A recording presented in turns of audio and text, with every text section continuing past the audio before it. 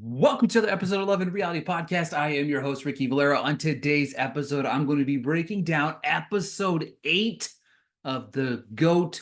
We have seen a lot transpire, and we've dwindled down to the top 6 of the show. Before we dive in, folks, thank you guys so much for joining me on this journey through Prime Video's The GOAT, because it has been a blast. I've really enjoyed this show.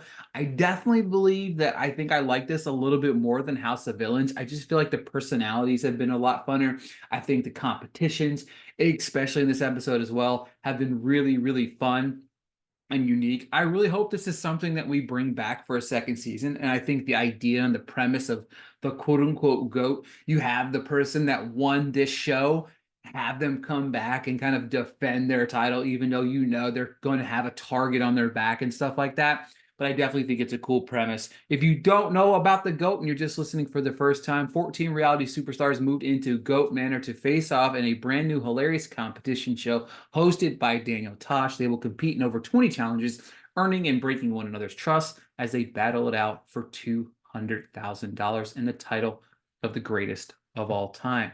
Through 7 episodes, we have seen 8 eliminations. Joey Sasso, Taisha Adams, Lauren Speed Hamilton, Kristen Doty,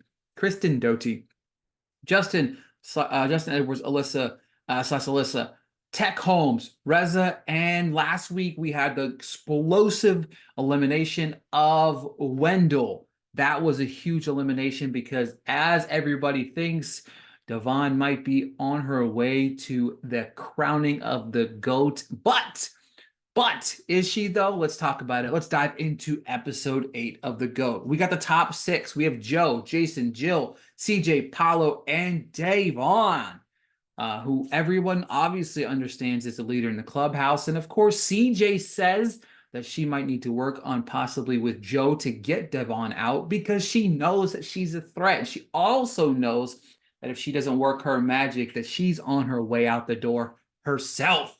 But Joe knows that CJ, that the house wants CJ out, but CJ wants Day out, but he can't vote against her because they are in an alliance. This is where things kind of get funny because Devon and Paulo are sitting there talking and saying CJ, she's, said she wanted to stand next to the biggest competitors of the game at the end of the game. And Powell said, nah, bitch, you're gone. And that was hilarious to me because Paolo really hasn't shown a whole lot of emotion outside of sitting there and criticizing, not even criticizing, or just being chastised for being in that seat of the hot seat over and over again. But Devon sits there and says that she has so many deals on the table with people. She has a final 2 deal with Jill, Jason, and Joe, which I didn't think I knew about the Jason one a whole lot. Jill and Joe makes plenty of sense. But then she says she has a final 3 deal with Powell and Jill, and then Jill and Jason, which I don't think I knew about that one. I knew about the Girls Alliance. Obviously, we knew about that, but then Jill and Jason. This is why she is literally the queen of this show. If they are dumb enough to keep her around through this episode, next episode, she deserved to win. Period. Point blank. And they deserve to lose. All right, Tosh arrives. He said it's a celebration of fashion reality shows this week. Tosh, again, goes right at Joe's throat by saying, talk about Joe and his horrible wardrobe. We get Jason and Joe in suits looking mighty spiffy with the ladies in these pink dresses. Everybody looks fine as wine. And then Father Danigan, as he called himself, Tosh is dressed as a priest as they're going to play mannequin or mannequin. This is like a Mr. Potato Head style. Mannequin is sitting there of a woman and a man. On the other side of this curtain is a mannequin. It's dressed up to get ready to be married. You have to do the exact replica of that without being able to see it. You just go back and see it and go back and forth until you get it right. The first person to do it will be the GOAT. Can we talk about how I just refuse to allow Joe to lead this competition because his struggle in these competitions is hilarious. He was very confused on what the female body parts and the male body parts were. He's not doing very good and didn't do very good at playing Mr. Potato Head. It was so funny. We had three people compete there and really get their Devon was first to kind of check it. She was incorrect. And then CJ, I was like, oh man, CJ, nope. She had it incorrect. And then Jason was not far behind getting it as correct as well. But then after some competitive nature all the way around, boom, Devon wins her, I think, third GOAT competition. She's the queen. And then, of course, poor Joe. Joe fumbled the bag badly, but it's hilarious. Obviously, the new twist that we heard last week, not only do you win, you're playing for yourself, but you win safety from being eliminated. However, in that particular moment, you throw somebody up on the chopping block, and shocker, CJ is the person she picked. Everybody knew that was coming. CJ, later on that night, CJ comes today talking about deal. Hey, we're going to talk about a little something. Maybe we can work to see, we'll put somebody up against me.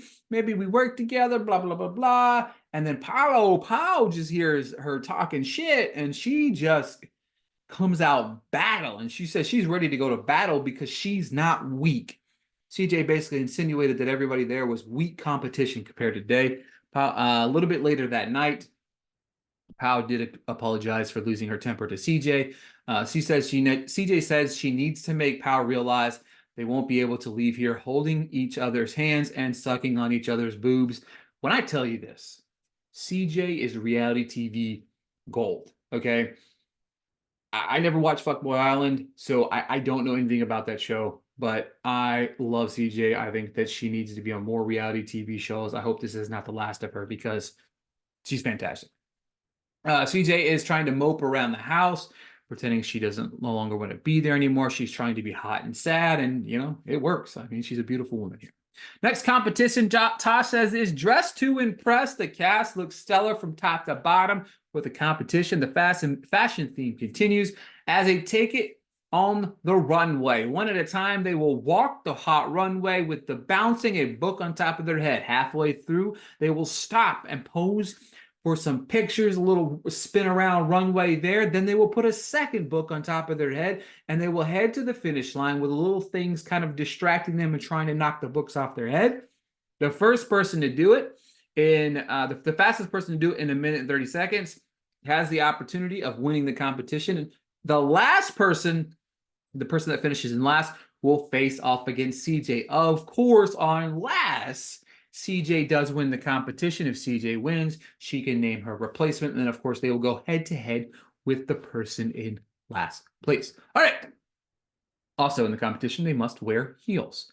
Paolo goes up first. She starts off pretty hot, and then until she gets a second book, the goat thing swinging from the top of her head knocked off the book off her head, making her go back. Jason was next. He said he can milk a cow in heels and rides a horse in heels. I love Jason. Jason book fell right off at the end. I'll tell you what, I'm going to be honest with you guys. If Jason doesn't get that book knocked off his head in that particular moment, I think he wins his competition hands down. But Jill turns it to turn and her back is hurting her, which ain't helpful. But Jill stroked that pose like a queen. Jill made it without having to repeat it. A little slow, but she killed it. It's Joe's turn, and look, okay, before you can start walking the runway, you have to put the book on top of your head. All right, when you put the book on top of your head, you have to start walking, right? Joe could not even put the book on his head. Folks, he didn't even start walking. He didn't even, the time ran out before he even took one step on the walkway. Again, when I tell you, Joe needs to be on every single, just follow Joe around, and I promise you, it's reality TV gold. Let's see here. CJ struggled a little start, but she slayed towards the end. Devon's turn. She of course wants to slay because she wants to beat CJ. And guess what? Devon beats CJ by a mere 3 seconds. Joe versus CJ. Honestly, you have to get rid of CJ. CJ has been the dark horse for me since the beginning of this game. I just believe that she had a chance to win this game. I think Devon realized that she was a competitor, and she was obviously it's the jockeying for position. CJ kind of turned her back on the ladies early in the show. That kind of has sparked a lot of this, and of course, she's one of the only people left that she doesn't have any sort of alliance with. So you know what I mean? We understand where we're at in this game. But the competition is fierce. We have obviously the votes are in. CJ ended up with getting 4 votes to 5 votes technically to Joe's 1 vote, which was obviously CJ. CJ looks at Joe, said it was an absolute delight working with her. But brings up Devon. She again comes swinging at the queen right before they walked out the door. She said, "You're the strongest competitor." She says, "Congratulations on the GOAT and winning the $200,000." And everyone is complacent on day winning the competition. Jill said, "I hope you." She said, looks at Jill and says, "I hope you like second place." She called everyone. She basically called everyone. Said everyone sucked, and it's the truth because Devon's really. I mean, we heard it today. We heard it early in this episode where she's talking about how she's got this thing, and with some of the things we didn't realize were revealed early in this episode. We didn't realize that the 5 remaining people, she has alliances with every single one of them. So that's the reason why Devon has made it as far as she has, because she's had people having her back this entire time. Plus, she's killed so many different competitions, obviously. Yeah, I was sad to see CJ go. She deserved a spot at the final table, but Devon's right. Devon's correct in saying that she understood that CJ was very influential in the potential final 5.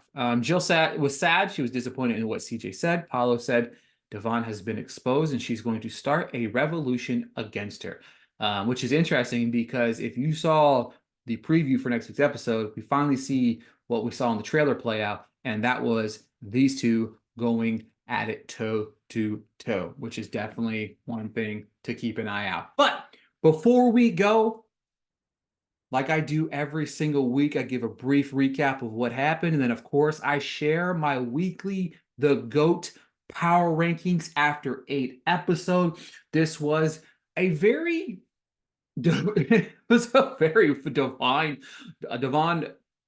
All right.